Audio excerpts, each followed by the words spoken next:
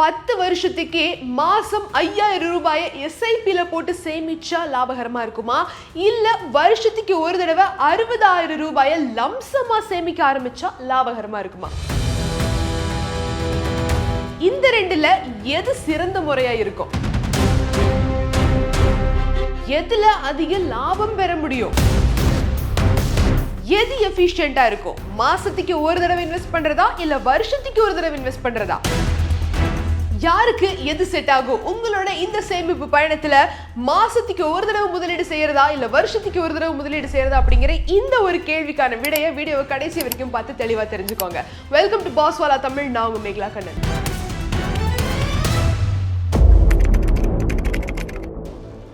என்கிட்ட இப்போ 10 வருஷம் டைம் இருக்கு. அந்த 10 வருஷத்துல ஒரு அமௌண்ட்டை நான் சேமிக்கணும்.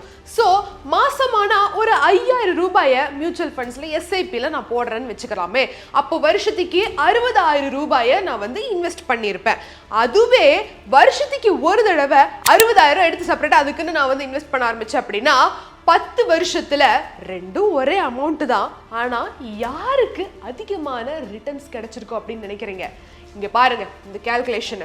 For an average 12% returns for 10 years. Okay, நம்ம எப்பவுமே வந்து இந்த மியூச்சுவல் ஃபண்ட்ஸ் அதை பத்தி பேசுறப்போ ஆவரேஜா எந்த விதமான ஏற்றத்தாழ்வு மார்க்கெட்ல நடந்தாலுமே வந்து ஆவரேஜா ஒரு 12% ரிட்டர்ன்ஸை வச்சுதான் நம்ம வந்து ஒரு விதமான கால்குலேஷனை அப்ராக்சிமேட்டா நம்ம பண்றோம். அந்த வகையில ஒரு 12% ரிட்டர்ன்ஸுக்கு 5000 ரூபாய் நீங்க மாசமான எஸ்ஐபியில போடுறதா இருக்கீங்க அப்படின்னா 10 வருஷம் முடிவடைவில் ஆவரேஜ் 12% ரிட்டர்ன்ஸுக்கு அப்ராக்சிமேட்டா ஒரு 11,61,000 கிட்ட உங்களால சேமிச்சிருக்க முடியும். அதுவே 60000 வருஷம் 10 வருஷத்துக்கு ஒரு தடவை லம்சம் அமௌண்ட் 60000 நான் அட் அ டைம் இன்வெஸ்ட் பண்றேன் அப்படிங்கிறப்போ 10 வருஷம் முடிவடைவில் ஆவரேஜ் 12% ரிட்டர்ன்ஸ்க்கு அப்ராக்சிமேட்டா 12,30,000 கிட்ட உங்களால ஏர்ன் பண்ணிருக்க முடியும். இது என்னது? இது நடுவில் ஒரு டிஃபரன்ஸ் வருது. என்னதான் இன்வெஸ்டட் அமௌண்ட் சேமா இருந்தாலும் அந்த ஒரு ஃப்ரீக்வன்சி மாறினதால எப்படி இவ்வளவு பெரிய டிஃபரன்ஸ் வரும்? எவ்வளவு பெரிய டிஃபரன்ஸ்னு பாருங்க. கிட்டத்தட்ட 68,000 இருந்து 69,000 வரைக்குமான அந்த ஒரு டிஃபரன்ஸ் எப்படி இதுல ஏற்படுது? ஹவு தெரிஞ்சுக்கலாம் வாங்க. பாருங்க, நீங்க முதல்ல இப்போ நீங்க ஒரு பிகினரா இருந்தீங்க அப்படின்னா இதை நீங்க வந்து தெரிஞ்சுக்குவீங்க. ஆல்ரெடி நீங்க வந்து மியூச்சுவல் ஃபண்ட் ஸ்டாக்ல எல்லாம் நிறைய இன்வெஸ்ட் பண்ணி அதோட ரிட்டர்ன்ஸ்க்கான கால்குலேஷன் எந்த மாதிரி எந்த டைம்ல எப்படி இன்வெஸ்ட் பண்ணா சரியா இருக்கும் அப்படிங்கறத தெரிஞ்சவங்களுக்கு இது ஆல்ரெடி தெரிஞ்சிருக்கும்.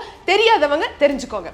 ஸோ இப்போ மாசமான 5000 ரூபாயை எவ்ரி மந்த் 12 மாசத்துக்கு நீங்க வந்து தொடர்ந்து 10 வருஷத்துக்கு நீங்க மாசமான 1000 ரூபாய் இன்வெஸ்ட் பண்ணக்கூடிய எஸ்ஐபியில போடுறவங்க வந்து ஃபர்ஸ்ட் மந்த் 10 வருஷ ஜர்னில ஃபர்ஸ்ட் மந்த் நீங்க வந்து 5000 ரூபாய் இன்வெஸ்ட் பண்றப்போ அந்த 5000 ரூபாய்க்கான அந்த ஒரு ரிட்டர்ன்ஸ் ஏர்ன் ஆகுறதுக்கான அந்த ஒரு டைம் பாத்தீங்கன்னா 10 வருஷம் இருக்கு, ஸ்டார்டிங் ஃப்ரம் டே 1. அதே மாதிரி அந்த பர்டிகுலர் வருஷத்துல முதல் மாசத்துல அவங்க இன்வெஸ்ட் பண்றப்போ மீதி 11 மாசம் 12 மாசம் அவங்களுக்கு ரிட்டர்ன்ஸ் ஏர்ன் பண்றதுக்கான டைம் இருக்கு. அதுவே ரெண்டாவது மாசத்துல செகண்ட் மந்த் நீங்க இன்வெஸ்ட் பண்றப்போ அந்த பர்டிகுலர் இயருக்கான ரிட்டர்ன்ஸ் ஏர்ன் பண்றதுக்கான டைம் பாத்தீங்க அப்படின்னா மீதி ஒரு 10 மாசம் இருக்கா.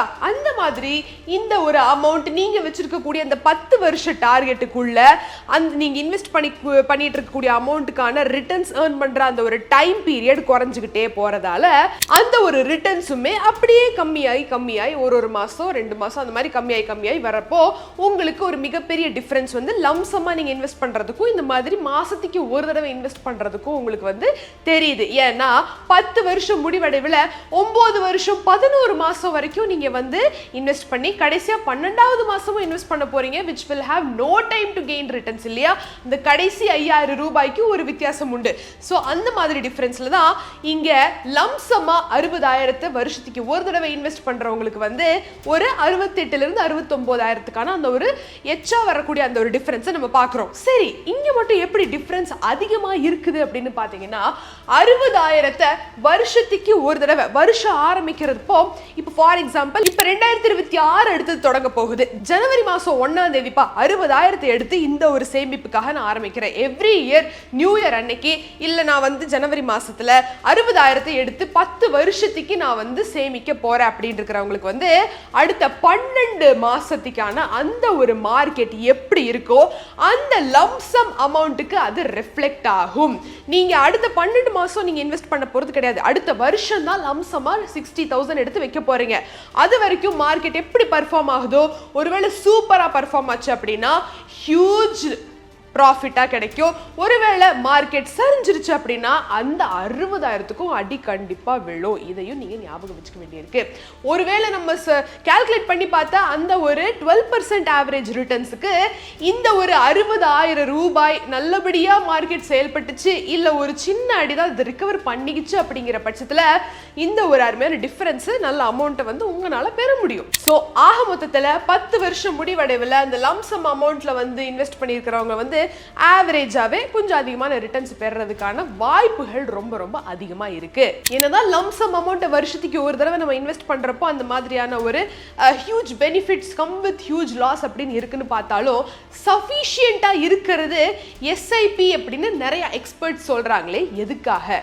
Why does SIP often works better? எதுக்காக அது வந்து ஈஸியா ஒர்க் ஆகும் அப்படின்னு சொல்றாங்கன்னா, பாயிண்ட் நம்பர் 1 என்னன்னு பாத்தீங்கன்னா, இது வந்து ஆல்மோஸ்ட் டூவபிள்னா என்ன? இப்போ மாசமான ஒரு தொகையை எடுத்து வைக்கக்கூடிய அந்த ஒரு கெப்பாசிட்டிக்கான அமௌண்ட் லிமிட் வந்து கம்மி. இப்போ வருஷத்துக்கு ஒரு தடவை அப்படிங்கிறப்போ ஒரு சேலரிட் பர்சனா இருக்கிறாங்க, இல்ல ஒரு ஏதோ ஒரு சிக்கல்ல அவங்க தான் மொத்த ஃபேமிலியோடையும் தாங்கிட்டு இருக்காங்க, அதை மீறி சேமிக்கணும் அப்படின்னு விருப்பப்படுறவங்களுக்கு வந்து இந்த லம்சம் அமௌண்ட் அப்படின்னு வர்றப்போ வருஷம் ஆரம்பிக்கிறப்ப 60,000 எடுத்து நான் வைக்கணுமா அப்படிங்கிற அந்த ஒரு டவுட்ல நிறைய கமிட்மெண்ட்ஸோட வருவாங்க. ஸோ அது சம்டைம்ஸ் இன்கன்சிஸ்டன்சியை ஏற்படுத்தும். ஸோ இன்கன்சிஸ்டன்ட் ஆயிட்டாங்க அப்படின்னா அவங்களோட சேமிப்பு பிரேக் ஆயிரும். So once it is broken அதுக்கப்புறம் நீங்கள் அந்த ஒரு டார்கெட்டை அச்சீவ் பண்ண முடியாது. ஸோ எது டூவபிளாக இருக்குதோ, எதை உங்களால் சாத்தியமாக பண்ண முடியுதோ அப்போ உங்களால் அந்த கோலை அச்சீவ் பண்ண முடியும். ஸோ எஸ்ஐபி மந்த்லி இவ்வளவு அமௌண்ட் அப்படின்னு எடுத்து வைக்கிறது பெரிய விஷயம் ஒன்றும் கிடையாது. நீங்கள் பில்லு கட்டுற மாதிரி அந்த ஒரு எஸ்ஐபியை எடுத்து வச்சிடலாம். அப்படிங்கிறதுக்காக தான் experts predict that SIP often works better. அதுக்காக மாசமானா நான் எஸ்ஐபியில் மட்டும்தான் பணத்தை போடணுமா, அப்போ லம்சமா இன்வெஸ்ட் பண்ணுறது சிறந்த ஆப்ஷன் கிடையாதா அப்படின்னு யோசிச்சிங்கன்னா அதுக்கு இன்னொரு ஆன்சர் இருக்கு.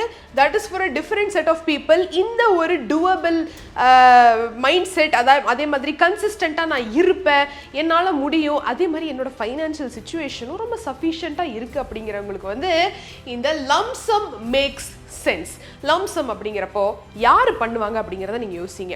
அவங்களுக்கு வந்து ஒரு பிஸ்னஸ் ஒன்று போயிட்டு இருக்கு, அதே மாதிரி அவங்களுக்கு வந்து ஒரு ரெகுலரான ஒரு இன்கம் ஸ்ட்ராங்காக இருந்துகிட்டு இருக்கு, லேக்ஸில் சம்பாதிக்கிறாங்க, அதே மாதிரி அவங்களுக்கு சைடில் ஏதாவது ஒரு இன்கம் சோர்ஸ் இருக்குது அப்படிங்கிற பட்சத்தில் அவங்க தாராளமாக அந்த ஒரு அமௌண்ட் ஒன்று வர்றப்போ கன்சிஸ்டண்டாக வருஷத்துக்கு ஒரு தடவை 60,000 எடுத்து அவங்களால வைக்கிறது ஒரு பெரிய டீலாக இருக்காது. அண்ட் அந்த டைமில் அவங்க மிஸ் அவுட் பண்ணுறதும் தப்பு தான். ஸோ இந்த மாதிரி ஆட்கள் வந்து மாசமான எடுத்து வைக்கிறதுக்கு ஒரு பிளானை செப்பரேட்டாக வச்சுக்கிட்டு லம்சம் இன்வெஸ்ட்மெண்ட்டையும் வச்சுக்கிறது ஒரு அட்வைசபிளான ஆப்ஷன் அப்படிங்கிறது தான் எக்ஸ்பர்ட்ஸ் சொல்கிறாங்க. ஏன் சொல்கிறேன்னா, இப்போ இயர்லி ஒன்ஸ் அவங்க எப்படியோ 10 years அப்படிங்கிறது ஒரு லாங் டென்யூர் அப்படிங்கிறதுனால வருஷத்துக்கு ஒரு தடவை 60,000 அவங்களால இன்வெஸ்ட் பண்ண முடிஞ்சிச்சு அப்படின்னா இயர் எண்டில் மார்க்கெட் எந்த மாதிரி பர்ஃபார்ம் ஆனாலுமே அதை தாக்கு பிடிச்சிக்க மாதிரியான சக்தி அவங்களுக்கு இருக்கணும், ஃபைனான்ஷியல் அவங்க ஸ்டேபிளாக இருக்கணும். அட் த சேம் டைம் மார்க்கெட்டில் பெரிய ப்ராஃபிட் வந்தால் அது ஒரு ஹியூஜ் ப்ராஃபிட்டாக அமையும், ஒருவேளை பெரிய லாஸ் வந்தால் அதே ஹியூஜ் லாஸை தாங்கிக்கக்கூடிய ஒரு ஆளாக அவங்க இருக்கணும். And only then lump sum investment will make sense and will make huge profit அப்படின்னு சொல்றாங்க. அப்படி பார்த்தா கூட இந்த மந்த்லி எஸ்ஐபிக்கும் இயர்லி lump sum amount இன்வெஸ்ட்மெண்ட்டுக்கும் பெரிய வித்தியாசம் ஒன்றும் கிடையாது. ஆனால் ஒரு கன்சிஸ்டன்சியை நீங்கள் பிரேக் பண்ணிட்டீங்க அப்படின்னா lump sum அமௌண்ட்டாக இருந்தாலும் சரி, எஸ்ஐபி அமௌண்ட்டாக இருந்தாலும் சரி, மந்த்லி நீங்கள் இன்வெஸ்ட் பண்ணுறதா இருந்தாலும் கூட எந்த விதமான ஒரு கோலையும் உங்களால் அச்சீவ் பண்ண முடியாது. அந்த கன்சிஸ்டன்சியை கண்டினியூ பண்ணி ஸ்ட்ராங்காக ஒரே மாதிரி 10 வருஷத்துக்கு இன்வெஸ்ட் பண்ணுறதுக்கான அந்த ஒரு ரூட் உங்ககிட்ட இருக்குது அப்படின்னா மட்டும் எதா இருந்தாலுமே தொடங்குங்க. அண்ட் இன்னொரு முக்கியமான பாயிண்ட், இன்னும் லாங் டென்யூர் எடுத்துக்கிட்டோம் அப்படின்னா கூட மிகப்பெரிய வித்தியாசம் ஒன்றும் வராது. லாங் டேர்ம் வியூவில் பார்க்குறோம் அப்படின்னா 20 years வச்சுக்கலாமே. இப்போ நம்ம 10 yearsக்கு பார்த்தோம், மாசமான 5,000 எடுத்து வச்சா அந்த ஒரு எஸ்ஐபி அமௌண்ட் வந்து ஒரு 11 லட்சமா மாறுது. இந்த பக்கம் அது 60,000 வருஷத்துக்கு எடுத்து வைக்கிறோம் அப்படிங்கிறப்ப அது ஒரு 12,30,000 கிட்ட வருது. ஒரு 69,000 டிஃபரன்ஸ் நம்ம வந்து பார்த்தோம். ஆனா இங்க வந்து இப்ப 20 வருஷத்துக்கு எடுத்துக்கிட்டாமே இங்க எவ்வளவு டிஃபரன்ஸ் வருதுன்னு பாருங்க. 5,000 SIP every month for 20 years னு பாக்குறப்போ ஆவரேஜ் 12% ரிட்டர்ன்ஸ்க்கு அப்ராக்சிமேட்டா 49,95,000 rupees வந்து உங்களால earn பண்ண முடியும். அதுவே 60,000 லம்சம் அமௌண்ட்டா நீங்க வந்து 20 வருஷத்துக்கு ஆவரேஜ் 12% ரிட்டர்ன்ஸ்க்கு இது பண்ணி பார்த்தோம்னா 53 லட்சம் ரூபாய் கிட்டத்தட்ட இங்க எவ்வளவு ஆச்சு 3 lakh டிஃபரன்ஸ் வருது. அப்ராக்சிமேட்லி 3 lakhs டிஃபரன்ஸ் வருது. ஸோ அந்த ஒரு 3 lakh அமௌண்ட் லாங் டேர்ம்ல அவ்வளோ பெரிய டிஃபரன்ஸை நான் லூஸ் பண்றேனே அப்படிங்கிறதையும் தாண்டி consistency is very very important. அது உங்களால் அச்சீவபிளா டூபிள் அப்படிங்கிறத பார்க்கறது ரொம்ப ரொம்ப இம்பார்ட்டன்ட். ஸோ ஃபைனல் வேர்டிக்ட்டுக்கு நம்ம இப்போ வர போறோம். என்னன்னு பார்த்தீங்கன்னா how to choose what works. சரி, இப்போ எனக்கு எதுதான் செட் ஆகும், நான் எது சூஸ் பண்றது அப்படின்னு கேட்டீங்கன்னா அதுவும் உங்களை பொறுத்து தான் இருக்கு. உங்களோட ஃபைனான்ஷியல் சிச்சுவேஷனை பொறுத்து தான் இருக்கு. நீங்க ஒரு சேலரிட் பர்சனா இருக்கீங்க, நீங்க வந்து ரெகுலரா இவ்வளோ இன்கம் சோர்ஸை வந்து ரெடி பண்ணி வச்சிருக்கீங்க, மாசமான டான் எனக்கு இவ்வளோ வந்துரும் அப்படிங்கிறவங்க வந்து தாராளமா அந்த ஒரு இன்கம் லிமிட்டை பொறுத்து மந்த்லி எஸ்ஐபியில் இன்வெஸ்ட் பண்றதுக்கு எல்லா ஆப்ஷனுமே உங்ககிட்ட இருக்கு. ரெகுலர் இன்கம் இருக்கிறவங்களுக்கு இல்ல நான் வந்து ஒரு 6 மாசத்துக்கு ஒரு தடவை இல்லை 3 மாசத்துக்கு ஒரு தடவை எனக்கு லம்சமா அமௌண்ட் வரும், நான் பிஸ்னஸ் பண்ணிட்டு இருக்கேன், நான் அங்கேயும் இங்கேயும் டீல்ஸ் பண்ணிட்டு இருக்கேன், நான் வந்து ப்ரொமோஷன்ஸ் பண்ணிட்டு இருக்கேன், எனக்கு அந்த மாதிரியான ஒரு ரெகுலர் இன்கம் கிடையாது, ஆனால் லம்சம் அமௌண்ட் கண்டிப்பா வரும். அதை வச்சு தான் நான் வந்து பிரிச்சு என்னோட லைஃப் ஸ்டைல வந்து நான் ஒரு 12 மந்த்துக்கு பிளான் பண்ணி ஓட்டிக்கிட்டு இருக்கேன் அப்படிங்கிறவங்க வந்து லம்சம் அமௌண்ட் வரும் அப்படிங்கிறவங்க வந்து தாராளமாக லம்சம் 60,000 இல்லை 50,000 நீங்கள் வந்து இயர்லி ஒன்ஸ் வந்து பிளான் பண்ணி இன்வெஸ்ட் பண்ணுறதுக்கு ஒரு தகுதியான ஆளாக இருக்கீங்க. உங்களால் அதுக்கு டூவபிள் அச்சீவபிள். அதுவே ஒரு பிஸ்னஸ் மேனாக இருக்கீங்க அப்படிங்கிற பட்சத்தில் உங்களுக்கு ஒரு இன்கம் ப்ளஸ் இந்த பக்கம் அந்த பக்கம் எல்லா பக்கம் வருது அப்படின்னா you can choose to do both அப்படின்னா மந்த்லி எஸ்ஐபிக்கு ஒரு செப்பரேட் பிளானை வச்சுக்கோங்க, அதே மாதிரி இயர்லி இன்வெஸ்ட்மெண்ட்டுக்கு ஒரு செப்பரேட் பிளான் வச்சுக்கோங்க. ஸோ உங்களால் அட்லீஸ்ட் ரெண்டில் ஏதாவது ஒன்று ஃபெயிலியராக இருக்குது, லம்சம் உங்களால் அடுத்த வருஷம் பண்ண முடியல அப்படிங்கிறப்ப கூட இந்த ஒரு மந்த்லி எஸ்ஐபி போயிட்டே இருக்கும். That is also another option. So அதை கூட நீங்கள் வந்து ட்ரை பண்ணி பார்க்கலாம். That completely depends upon your income stream எப்படி இருக்கு அப்படிங்கிறத பொறுத்து அந்த ஒரு எவ்வளவுக்கான இன்கம் ஏர்ன் பண்றீங்க, அது மேனேஜ் பண்ணி போக எவ்வளோ இருக்கு அப்படிங்கிறத பொறுத்தும் இருக்கு. ஸோ இன்னைக்கு வீடியோவில் என்னதான் நம்ம வந்து மாசத்துக்கு ஒரு தடவை இன்வெஸ்ட் பண்றதா வருஷத்துக்கு ஒரு தடவை இன்வெஸ்ட் பண்றதா அப்படிங்கிறத பார்த்தா கூட ultimately it stands up to what is your income strength. கரெக்டா? ஆனால் அதில் இருக்கக்கூடிய அந்த வித்தியாசங்கள் என்ன, எதில் எப்படி மாசத்துக்கு ஒரு தடவை பண்ணால் எந்த மாதிரியான ரிட்டர்ன்ஸ் வருது, வருஷத்துக்கு ஒரு தடவை பண்ணால் அது எப்படி வந்து உங்களுக்கு ரியாக்ஷன் நடக்குது அப்படிங்கிற எல்லா விவரத்தையும் நீங்கள் இன்னைக்கு தெரிஞ்சுக்கிட்டு இருப்பீங்க அப்படின்னு நான் நம்புறேன். ரொம்ப சிம்பிளான டாபிக் தான், ஆனால் இதுவே ஒரு மிகப்பெரிய ஸ்டெப்பாக இருக்கும் இன்னும் சில பிகினர்ஸ்க்கு. இது ஸ்டார்ட் பண்ணுறது எப்படி, நான் வந்து வருஷத்துக்கு பண்ணிட்டா மாசத்துக்கு பண்ணிட்டான்னு இருக்கிறவங்களுக்கெல்லாம் ஒரு கிளாரிட்டி கிடைச்சிருக்கும் அப்படின்னு நான் நம்புறேன். அண்ட் இந்த டாப்பிக்ல ஏதாவது டவுட்ஸ் குவரிஸ் இருக்கு அப்படின்னா கண்டிப்பாக காமெண்ட் செக்ஷனில் தெரியப்படுத்துங்க.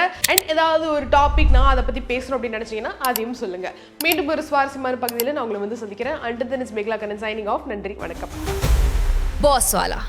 Be the boss.